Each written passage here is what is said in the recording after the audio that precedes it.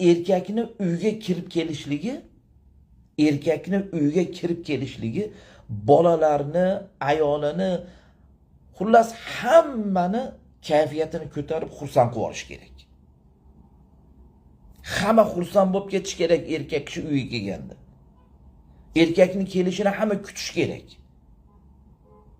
Uning uchun erkak kishi birinchi uyga ochiq yuz bilan, salom bilan, tabassum bilan bayramona kayfiyatda kirib kelishligi kerak.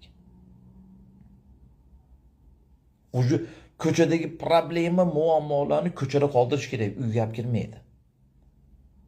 Ko'chada birovdan gap yeb, birovdan dam yeb bo'lsa ham uyga kelib, uydagi xotinidan, bolalaridan olmaydi alamini erkak kishi. Ko'chada qoldi u ish.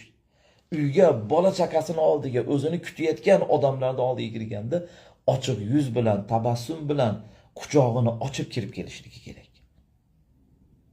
Bolalar ham aynan shundan o'rganadi.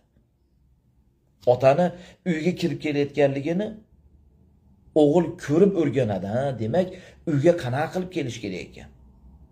Uyga qaysi holatda kelish kerak ekan deb dadadan o'rganadi. Yo'q, ba'zilarda uni teskarisi hamda